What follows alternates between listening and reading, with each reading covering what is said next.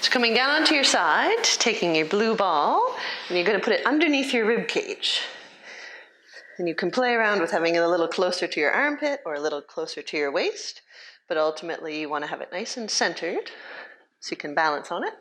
And you're not putting a whole lot of weight into that arm that's on the mat. That shoulder is comfortable, it can be relaxed, and it's just there to support the head. You still have that nice alignment, those hips stacked, the feet should be the same length.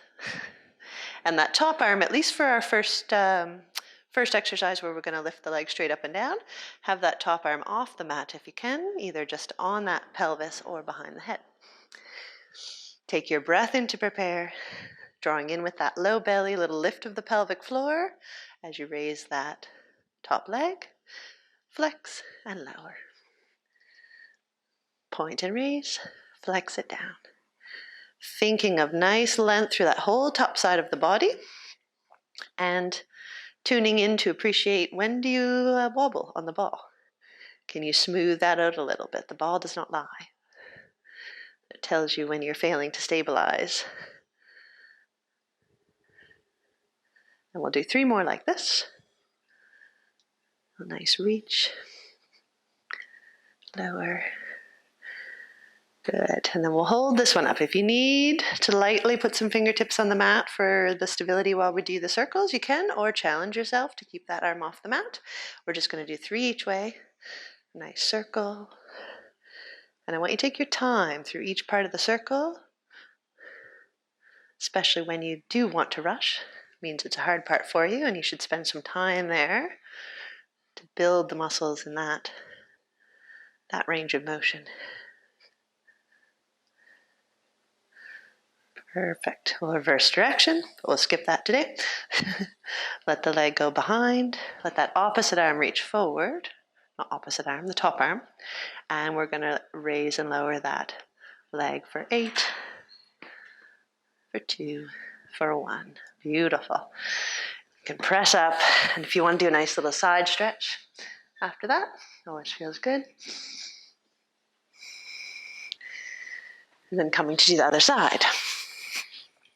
Placing that ball under the rib cage, finding a spot where you can balance nicely on it and not put too much strain on the shoulder. That arm is just there to support the head, keeping it in line with the rest of the spine. Hips are stacked, toes gently pointed, and at least for that first exercise, try to have that top arm off the mat, either behind the head or arm on the pelvis. Take a nice breath in. On your out breath, little light engagement of that core as you raise the leg, flex and lower. Point and raise and flex it down. Point and raise, flex it down. And it's interesting side to side what a difference can be.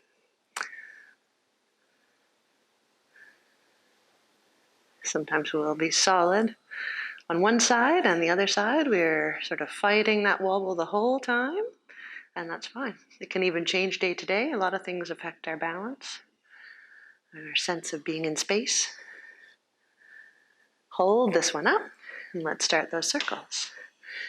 Nice even speed as you trace from the hip, a nice circle.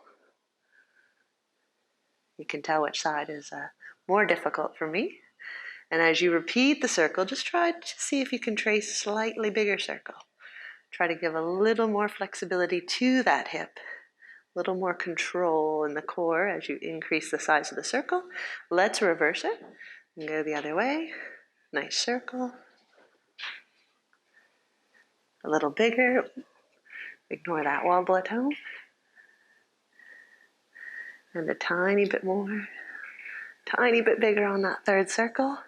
Take that leg and reach it behind, not by swaying at the waist. Keep that pelvis nice and still. Almost feel like that pubic bone stays tucked forward.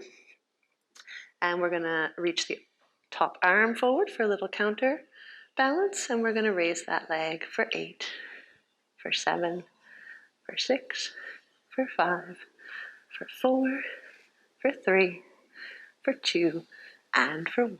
Beautiful. Lower it down, coming up onto your side, or side kneeling for a little bit of a stretch. If that feels good. And that's it for today. Thank you very much.